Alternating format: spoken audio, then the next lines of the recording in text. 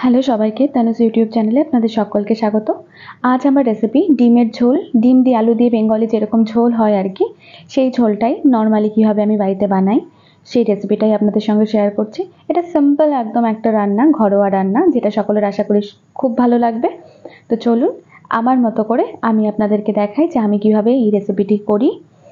তো ফার্স্টে দেখুন, আমি এখানে ডিম বয়েল, সেটা তো সবাই জানে, ডিম সেদ্ধ। তো আমি ডিম সেদ্ধ করে নেওয়ার পর সেগুলোকে ছুলে নিয়েছি।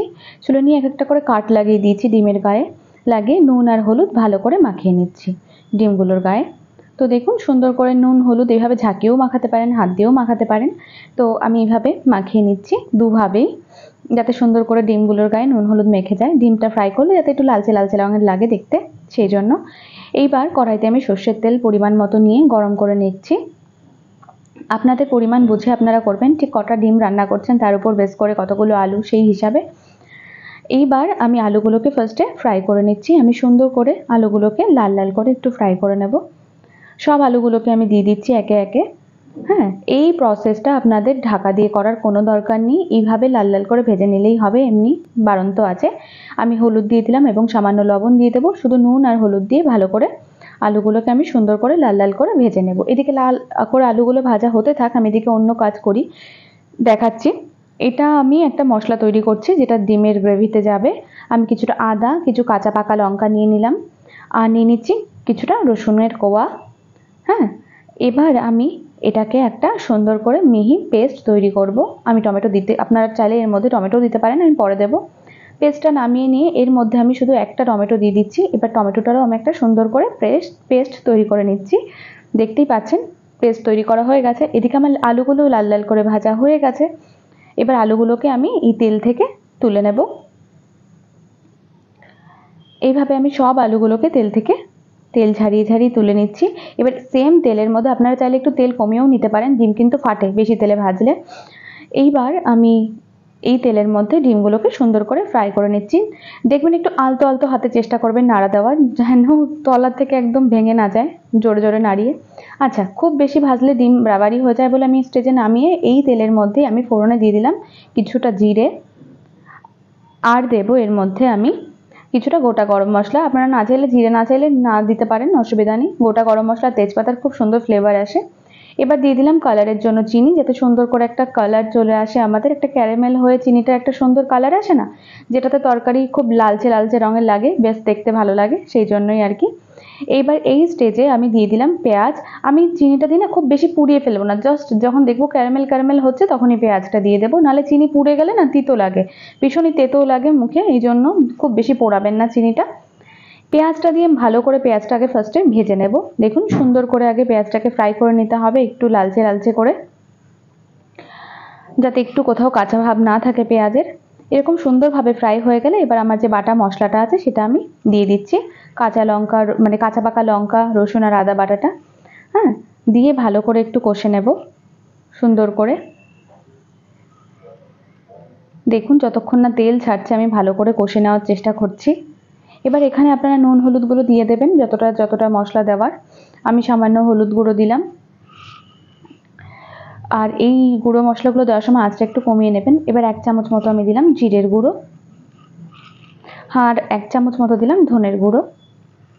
খুব কম মশলা দিয়ে রান্না হয়, আর যেহেতু লঙ্কা আগে দেওয়া ছিল সেজন্য কালারের জন্য সামান্য একটু লঙ্কা গুঁড়ো আমি দিয়ে দিলাম।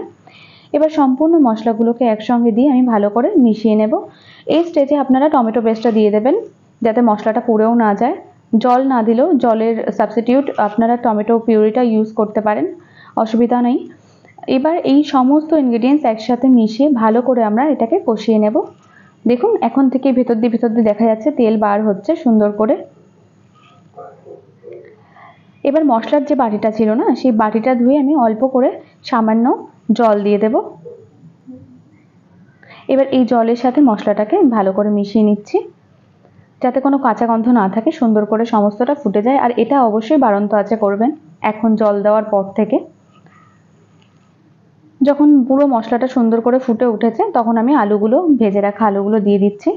হ্যাঁ, আলুগুলো দিয়ে দিলাম। এবার আপনারা একটু নেড়ে নেবেন, আলুটা দিয়ে ভালো করে কষিয়ে নেবেন মশলাটার সাথে। এই স্টেজে আমি ডিমগুলো দিইনি, বাট একটু পরেই দিয়ে দেবো। এই স্টেজে দিয়ে নাড়ানাড়ি করলে ডিমটা ভেঙে যাওয়ার সম্ভাবনা থাকে, সেই জন্য আর কি। তো ভালো করে আমি সুন্দর করে নাড়িয়ে নিচ্ছি, দেখুন মশলার সাথে মাখিয়ে নিচ্ছি ভালো করে, একটু কষতে দিচ্ছি আলুটাকেও। ভালো মতো আলুটা কষে গেছে। এই স্টেজে আমরা ডিমগুলো দিয়ে দেবো, যে ডিমগুলো আমি কি ভেজে রেখে দিয়েছিলাম।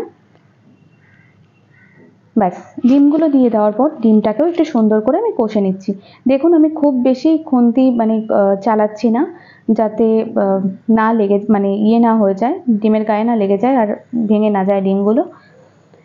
এবার একটু কোনো রকম কষিয়ে আপনারা জল দিয়ে দিতে পারেন, কারণ মশলাটা অনেক আগে থেকে কষানো, তারপরেও কষানো, তারপরে আলুর সঙ্গেও কষানো, সেই জন্য যতটা পরিমাণে ঝোল আপনারা পছন্দ করেন রাখবেন, সেই বুঝে ঝোল দেবেন। আলুটাও তো সেদ্ধ হবে সেই হিসাবে। তো দেখুন ভালো করে জলটা দিয়ে আমি সামান্য লবণ দিয়ে দিলাম টেস্ট অনুযায়ী। এইবার আর কিচ্ছু করার নেই, এবার এটাকে আমার ঢাকা দিয়ে দেওয়ার পালা। তো আমি ঢাকা দিয়ে দিলাম। এবার আমি কিছুক্ষণ পর এসে ঢাকনাটা তুলব। একটু সাবধানে তুলবেন যাতে হাতে ভাপ না লাগে।